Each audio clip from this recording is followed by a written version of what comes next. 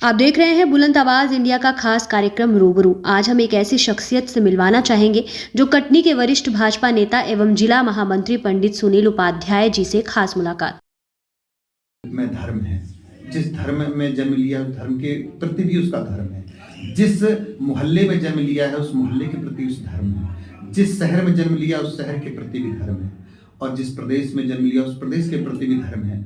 लेकिन हमको कभी ये नहीं भूलना चाहिए कि जैसे हम मानते हैं कि हमको एक माँ ने जन्म दिया है तो उस माँ के प्रति हमारा धर्म है, तो हमको कभी ये नहीं भूलना चाहिए कि जिस मातृभूमि में हमने जन्म लिया है, जिस भारत माता का हमको गौरव प्राप्त हुआ है, जिस भारत माता की इस मिट्टी पर हमने सब कुछ पाया है, यश मान कीर्ति धन वैभव सब कुछ पाया है, उस भारत माता के प्रति भी हमारा धर्म है, कर्तव्य है। ये कभी किसी व्यक्ति को नहीं भूलना चाहिए। हमारे छोटे हितों में उस बड़े हित की अनदेखी नहीं होना चाहिए। राष्ट्र धर्म प्रथम है, ऐसा मेरा आग्रह है। देखिए, पंडित सुनील उपाध्याय जी का कहना है भारत माता हमारी आन वान शान है और यही हमारी पहचान है।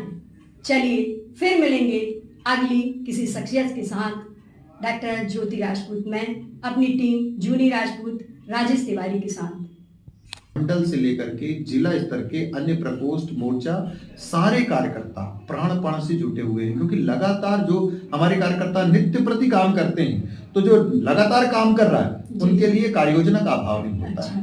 वाकई में बूथ स्तर से और जो योजनाएं बनाई गई हैं जिला स्तर, संभाग स्तर और प्रदेश स्तर की जो भी एक रणनीति बनाई जाती है उस पर ये लोग क्रियान्वयन करते हैं, उसको कार्य रूप में परिणित करते हैं। यह एक दिन की तपस्या नहीं है और लगातार ये सतत प्रयासरत रहते हैं। अब एक प्रश्न यह भी है कि हमारे कटनी शहर विकास की ओर बढ़ रहा है, लेकिन मेडिकल कॉलेज का सपना कब पूर्ण रूप से साकार होगा, इस संदर्भ में बताइए। फिर मैं कहूँगा, इच्छाएं हमारी जनता की थी, सपने हमारी जनता के थे और उन सपनों को पूरा करना हमारी नैतिक जिम्मेदारी है।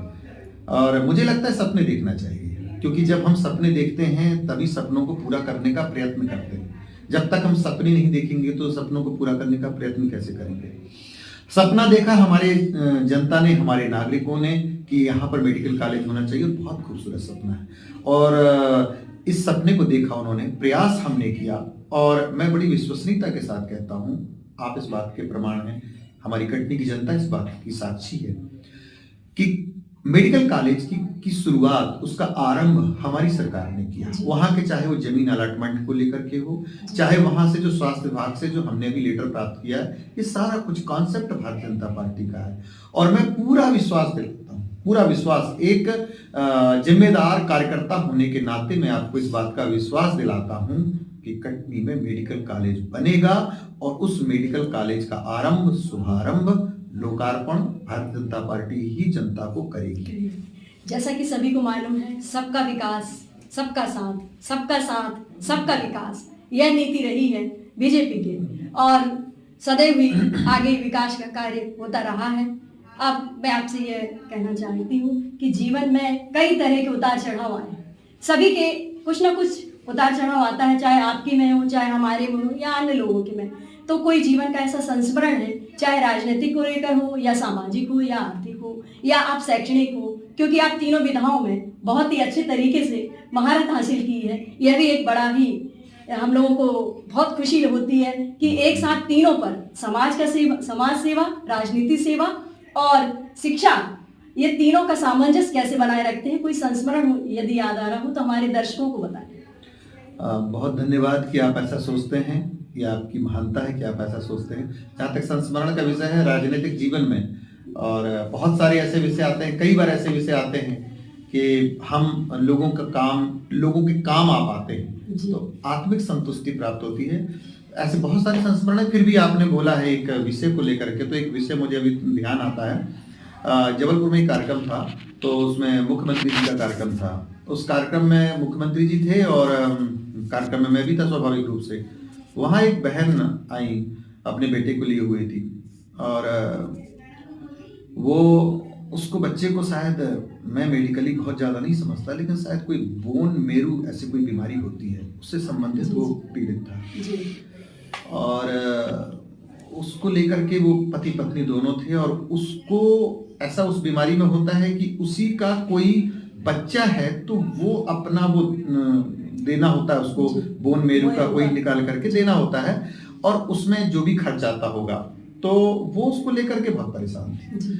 अब परेशान थी तो साइड में वो बात कर रही थी कि ऐसा है, मेरे बच्चे को प्रॉब्लम थी, डॉक्टर ने कहा केवल इतने साल जीवित रहेगा। अच्छा। और अगर ऐसा हो कि तुम्हारी दूसरी संतान हो, जैसा मुझे बताया उसने, दूसरी संतान हो और उसका वो बोन मेरो या जो भी होता है वो तत्व अगर उसको मिल जाए तो उससे उसके जीवन बच सकता है, उसमें वो हो जाएगा तो बच सकता है। उसने कहा, अब मैं उसकी बातें सुन रहा था तो उसने कहा कि परमात्मा की कृपा से वो बच्चा हो गया उसका, हम वो ले भी सकते हैं, लेकिन उसको ट्रांसप्लांट करने में जो पैसा लगने वाला है वो पैसा मेरे पास नहीं है। अब वो बहन कह रही थी कि ईश्वर की कृपा से ईश्वर ने मुझे वो बेटा दे दिया कि मैं उसका वो ले सकती हूँ, लेकिन मेरे पास करवाने के लिए, इलाज करवाने के लिए पैसा नहीं। और जब वो ये बोली कि क्या मुझे ऐसा लगता है कि मैं सब जगह भटक चुकी और मेरे को अब उम्मीद कम है, तो उन्होंने बोला कि क्या अब ऐसा लगता है कि मैं अपना ये बेटा को खो दूंगी, और उस बेटे को हाथ में ली हुई थी ऐसे, और बेटा हंस रहा था, मुस्कुरा रहा था। और जब उसने ये बोला कि क्या मेरे को लगता है कि मैं इस बेटे को खो दूंगी, और मैंने जब उस बेटे को देखा, मैं यकीन से कहता हूँ बगैर किसी राजनीति के मुझे बहुत तकलीफ हुई, बहुत दिमाग में जी। मुझे लगा कि क्या इसका मतलब है अगर हम इसको नहीं करवा सकें। और मैंने कहा कि मैं प्रयास करता हूं। मैंने सीएम से बात की, हालांकि सीएम का व्यस्ततम दौरा था, उसके बाद उनको एक जगह कार्यक्रम में जाना था। मैंने बोला तो उन्होंने बोला ठीक है वहां बुला लो। फिर मैंने उनको, बहन को बोला, उनका नंबर लिया, मैंने कहा अगर संभव हो तो आप वहाँ आ जाओ, सिविल लाइन में जाना था कार्यक्रम में। सिविल लाइन में वहाँ बुलाया, कुछ बैरिकेड्स और ये थी उनकी, उस बैरिकेड्स में उनको नहीं जाने दिया जा रहा था।